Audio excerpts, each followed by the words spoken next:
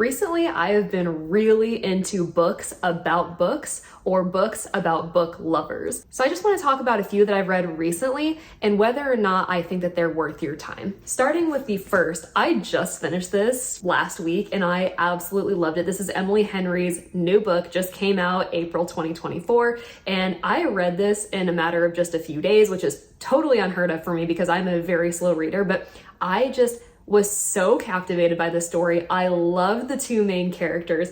Everything about the story was just so sweet. It follows our main character, Daphne, who is a children's librarian, and she loves what she does, but unfortunately, she's going through a pretty rough breakup with her fiance, Peter, who has in fact left her for his childhood best friend, Petra. Petra at the time was dating this guy named Miles, who she ends up breaking his heart, obviously, because now she's run off with Peter. They've always been friends, but they all of a sudden realize that they have deeper feelings for each other and they feel like they're in love with each other. And so they abandon their current partners, meaning Daphne and Miles, and they go off and do their thing. Now, Daphne and Miles end up living together because Daphne was building a home with Peter, but now Peter is going to be sharing that home with Petra. So Daphne doesn't really have anywhere to go. So she ends up living with Miles in his apartment. And that's where their story takes off. It's a very funny story. It's very cute. It is a great book for book lovers because Daphne is herself a book lover, and there are a ton of bookish references in here that I just really loved. I thought it was really cute, it was really sweet. There's a lot of mentions of other books, and I just really loved it. So is this one that you should read? Yes. This was a 5-star read for me. It is perfect for book lovers. If you need to get a gift for a bookworm friend of yours, I highly recommend this one. Can't go wrong if they haven't read it. I love all of Emily Henry's books, but this one, I really gotta say, I think my top favorite of hers is going to be People We Meet on Vacation, and this one, Funny Story. But I also have to mention, just because it's in the title, also by Emily Henry, Book Lovers. Now, I've heard a lot of complaints about this one because it is somewhat misleading.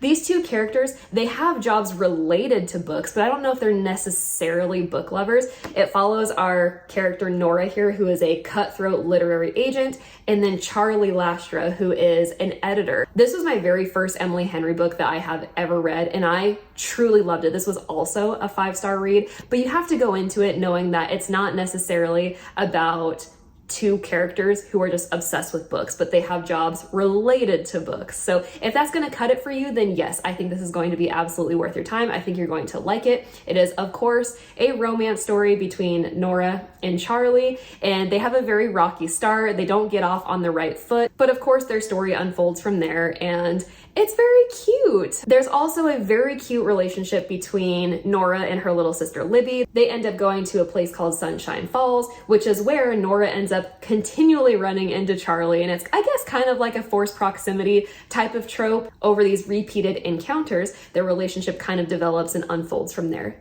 Very cute book. I had to mention it because Book Lovers is in the title, but it's not necessarily a book about book lovers or books, but really, it's just a really cute romance. I do highly recommend it if that doesn't bother you.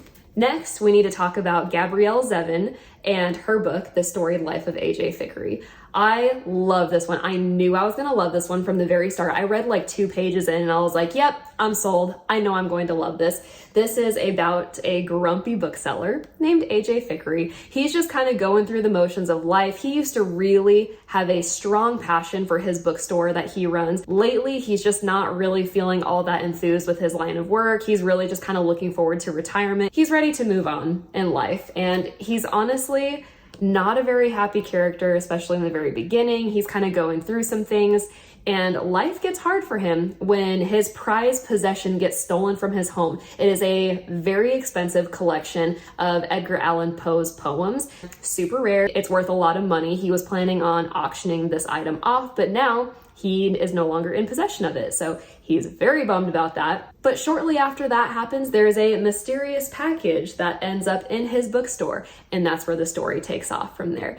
This was a 5-star read for me. I absolutely loved it. I think it's well worth your time. This is perfect if you are a book lover or if you love stories about people who love books.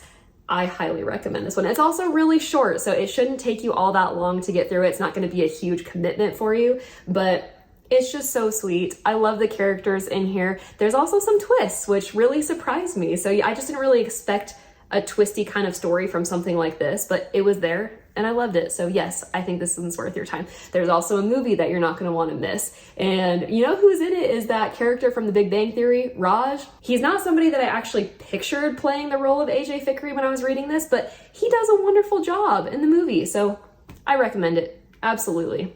Okay, next on the list is going to be The Little Paris Bookshop. This one is a little bit older, but I was kind of intrigued by the synopsis on the back. Let's see, this came out 2015, so it's not incredibly old, but a lot of these other books I'm talking about are newer. But this story follows Monsieur Perdu. He prescribes books. I just thought that was a really cool idea. He tries to select the perfect book in order to heal whatever ails this patron. So I just thought that concept was really cool, but the problem here is that Monsieur Perdu, he seems to be able to treat everybody else and every other book lover except for himself. He is unable to heal the wound in his heart. And so that's his story. It kind of follows his journey from there. He ends up traveling and trying to figure out how to navigate his life.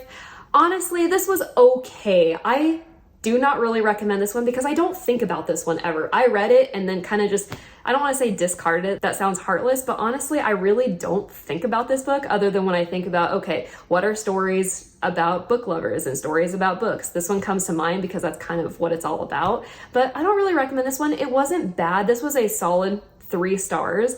It was just okay. I thought the premise sounded really promising. I think it's a great concept, but I don't know if it was necessarily executed in the best way. If you want to give it a shot, go for it. I think that's great. Give it a try. You have nothing to lose except for time and money, I guess. Next on the list, of course, is The Midnight Library by Matt Haig. I love this book. There was so much hype about this book several years ago, and there is a very valid reason why. This is just a beautiful story with a beautiful message to the readers. And honestly, I recommend this book for anyone who's kind of feeling down on their luck, like the world has kind of let them down recently, because this is just a good reminder to be grateful for the life that you have. There are a million different ways that your life could have panned out based on decisions that you made, choices that you've made throughout your life. This book kind of explores that. So Nora is spending some time in the Midnight Library. It is a place between life and death, and each volume that she selects off the shelf shows her a different reality in which she could have been living had she made a certain decision somewhere along the path of her life. She goes through all these different scenarios and she lives out different versions of her life. It is a fascinating concept, but mostly I loved the message in here. I have not met anyone who disliked this book. To this day, this is still one of my favorite books. I think that it's just such a wonderful story. It's 5 stars. I couldn't rate it anything less. It's a very unique story, and I was hooked from the very first couple of pages as well. So 5 stars, I highly recommend it. So now I want to hear from all of you readers out there, what are some books that you have read that either are about book lovers or just about books in general? There are several that are on my list that I just haven't had an opportunity to read yet, but I have an honorable mention, and it's the reading list. It's honorable mention because I haven't read it yet, so I have no right to be able to offer opinions on it one way or another, but it sounds really good. It sounds like the main character, I think her name is, yes, Alicia. She is kind of a bookworm. She's kind of introverted. Her grandfather really worries about her. He struggles to bond with her. And Alicia, one day, is opening a volume of To Kill a Mockingbird, great book by the way, and finds a list of all these books that she's never heard of before. And so now she has to investigate. She's very curious. She wants to know more. So I would love to read this one. If you read this one, please let me know what you thought about it. Is it worth reading? It looks really cool. I love the cover. I think it's rated pretty highly on Goodreads as well. So that's high up on my TBR, but I want to hear about other books that you've experienced that are about book lovers or just about books in general. I hope this was helpful. I hope you have a couple more books that you can add to your TBR. If you haven't done so already, please subscribe to my channel so you can stay up to date on bookish content, and we'll catch you on the flip side.